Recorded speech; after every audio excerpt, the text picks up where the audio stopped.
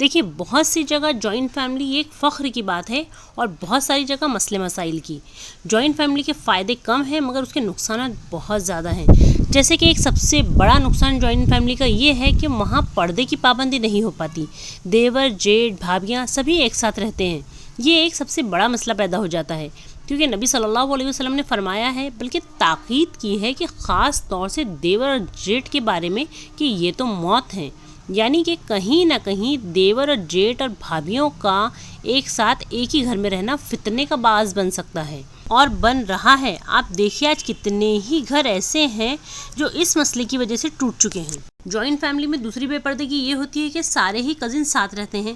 چچیرے، پھپھیرے، ممیرے، خلیرے سبھی کے بچے جو ہوتے ہیں وہ آپ کے کزن کہلاتے ہیں، ٹھیک ہے۔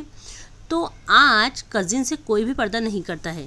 چچا کے بیٹے بیٹیاں، خالہ کے بیٹے بیٹیاں، ماموں کے بیٹے بیٹیاں، پھوپھی کے بیٹے بیٹیاں سبھی مل کر اکٹھے ساتھ انجوائے کرتے ہیں۔ ہنسی مذاق ہوتی ہے، مل کر پکنک منانے جاتے ہیں، گھومنے پھرنے جاتے ہیں، ساتھ کھانا پینا، اٹھنا بیٹھنا، بائک کار پر ایک ساتھ جانا ایک عام بات ہو گئی ہے۔ میل کزن بے دھڑک فیمیل کزن کے روم میں آ جاتے ہیں۔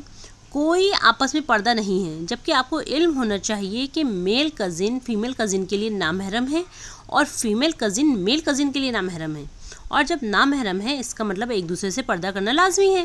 ورنہ پردہ نہ کرنے کی وجہ سے بہت بھاری نقصانات اٹھانے پڑتے ہیں اور اٹھا رہے ہیں لوگ، کیونکہ نامحرم کو نامحرم ہی نہیں سمجھا جا رہا ہے، سب ایک دوسرے کو اپنا محرم سمجھ رہے ہیں۔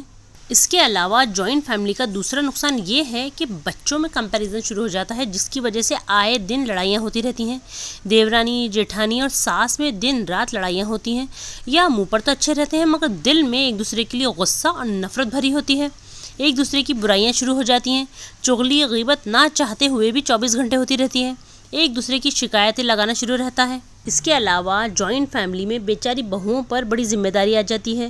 کبھی کبھی ساس اور نندوں کا بہت زیادہ پریشر ہوتا ہے، لڑکی پر ساری ذمہ داریاں ڈال دی جاتی ہیں، وہ اپنے شوہر سے بھی بات کرتے ہوئے ڈرتی ہے، اپنے شوہر کے ساتھ کہیں آ جا نہیں سکتی، کھل کر بات نہیں کر سکتی، اس کے ساتھ وقت نہیں گزار سکتی، ورنہ ہزار باتیں اس کے کردار پر شروع ہو جاتی ہیں۔ یا کبھی کبھی ساس کی ہی کوئی اہمیت نہیں ہوتی، دیورانی جیٹھانی سبھی ساس بن کر بیٹھ جاتے ہیں۔ مطلب بہت ہی عجیب و غریب گھر کا ماحول اور بہت ہی عجیب و غریب گھر کا ایک اسٹرکچر بن جاتا ہے۔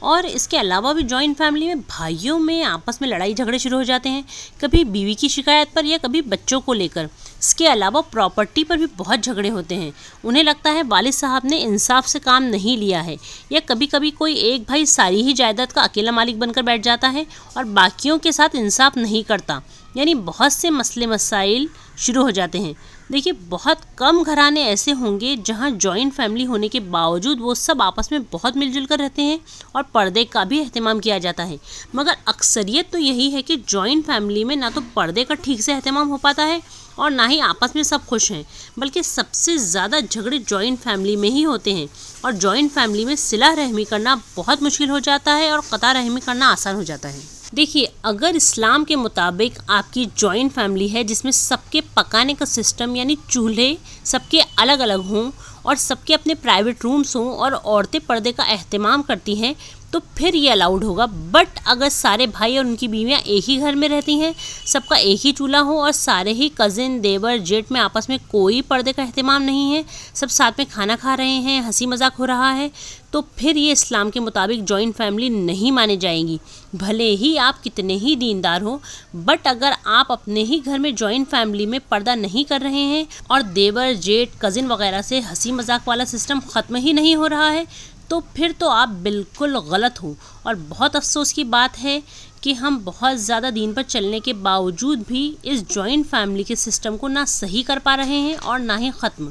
اور ایک غیر اسلامک جوائنٹ فیملی میں ہم سبھی رہ رہے ہیں اور آپس میں کسی کے بھی دل ملے ہوئے نہیں ہیں۔ اس سے تو بہتر یہی ہے کہ سب الگ الگ رہ کر ایک دوسرے سے محبت سے رہیں، اور اسلام کے مطابق والد کو چاہیے کہ شادی ہوتے ہی اپنے بچوں کو الگ کر دے یا سیپریٹ رومز کا انتظام کر دے، بھلے ایک گھر میں ہو مگر سب کے اپنے الگ الگ روم ہوں اور کچن بھی الگ ہوں، اور اگر کچن ایک ہی ہے معاشی اعتبار سے